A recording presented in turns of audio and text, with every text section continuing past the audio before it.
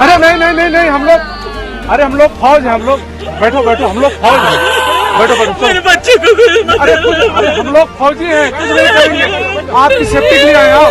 पूरी खाली पे मेरा पति साइड में था, एक इंसान आया, उसने उसको गोली मार दी। यहाँ पे उसने बोला कि ये शायद मुस्लिम नहीं है, उसने उसको गोली मार दी। नहीं, आप टेंशन मत लो, अब बेटा आप यहाँ पे रहो, हम साथ में। मैडम ये जो भीड़ सब है प्रेशर, आप टेंशन मत लो, मेरे पति का बच्चा लो। हम बचा देगा, कोई बात नहीं। बेहतर गृह मंत्री अमित शाह जी, इन बेबस चेहरों को देखिए, खौफ देखिए। हम भारतीयों को सिर्फ बदला चाहिए। उन्होंने हमें इजराइल जैसे जख्म दिए। नेतन्याहू ने गाजा को समतल कर दिया। चुप मत रहिए, एक्शन लीजिए, पाकिस्तान को सबक सिखाइए। पूरा देश भर का खून खोल रहा है, हर आतंकवादी का हिसाब होगा और पाकिस्तान की धरती से जो षड्यंत्र किया गया है, पाकिस्तान नक्शे से खत्म कर दिया जाएगा। ये मोदी जी कभी नहीं बख्शेंगे, हम इनको नहीं बख्शेंगे, जिन्होंने हिंदू का नाम पूछ कर हिंदू धर्म को मानने की कोशिश की है। कोई भी इस पाकिस्तान को नहीं बख्शेगा, हर खून की बूंद का हिसाब किया जाएगा, ये पक्की बात है। आपने देखा होगा कि धर्म के आधारित जो आतंकवाद किया जा रहा है, लोग बोलते थे कि आतंकवाद का कोई धर्म नहीं होता, लेकिन आपने देख लिया कि आतंकवाद जो है वो एक ही धर्म से है। उन्होंने अपना धर्म बताया और उन्होंने हिंदुओं के साथ जेनोसाइड किया।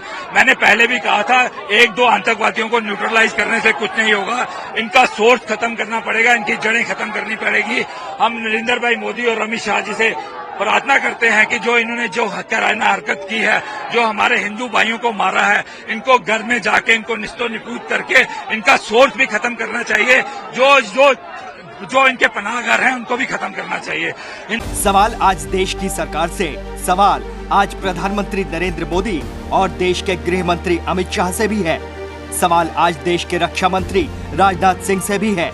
और सवाल आज उस हर भारतीय जनता पार्टी के नेता से है जो ये दावा करता है कि घाटी में अमन और शांति का माहौल है, जो ये दावा करता है कि घाटी में आतंक का सफाया हो गया है, जो ये दावा करते हैं कि देश सुरक्षित हाथों में है।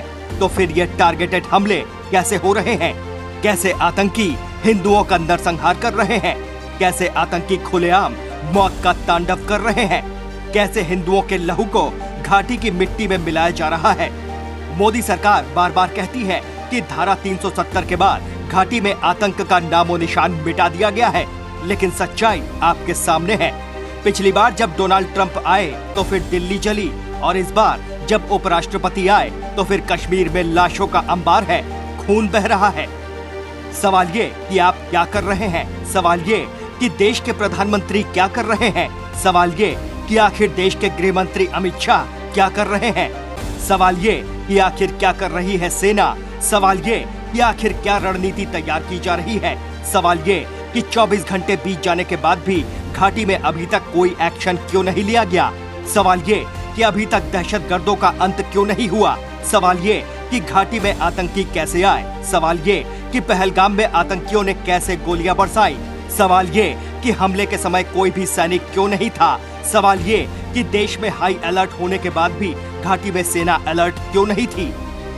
देश के गृह मंत्री कश्मीर के दौरे पर हैं, लेकिन घटना होने के बाद सवाल ये कि कश्मीर में आतंकियों के हौसले इतने पस्त क्यों नहीं थे कि घटना से पहले उन्हें 1000 बार सोचना पड़ता? क्यों आतंकियों में खौफ नहीं था? इन सवालों का जवाब देश के गृह मंत्री अमित शाह और प्रधानमंत्री नरेंद्र मोदी को देना पड़ेगा। आज जनता को बयान नहीं चाहिए, आज जनता को बदला चाहिए। बदला अपने हर शहीद का, बदला अपने हर नागरिक का, बदला अपने हर बेटे का, बदला अपने हर लाल का, और बदला भी निर्णायक। आखिर कब तक ऐसे ही लहू बहता रहेगा और हम सोते रहेंगे और रेस्ट इन पीस के नाम और प्रदर्शन के नाम पर नौटंकी होती रहेगी? क्या ये भारत सरकार और एजेंसियों का इंटेलिजेंस फेलियर नहीं है? आखिर हमले के बाद ही सुरक्षा एजेंसियां क्यों अलर्ट हुई? पहलगाम की अगर बात की जाए तो जियोग्राफिकल स्ट्रक्चर के मुताबिक यहाँ पर गाड़ियां नहीं जा पाती हैं, लेकिन उसके बाद भी आखिर आतंकी कैसे पहुँचे और हिंदुओं का लहू बहाने के बाद फरार भी हो गए? आखिर कैसे?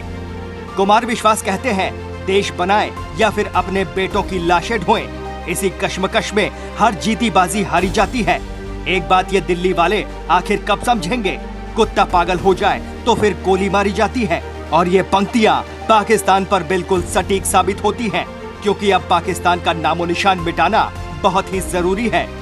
अजीत डोभाल ने लिखा है कि कश्मीर के पहलगाम में आतंकी हमले के बाद गृह मंत्री अमित शाह जी मीटिंग ले रहे हैं।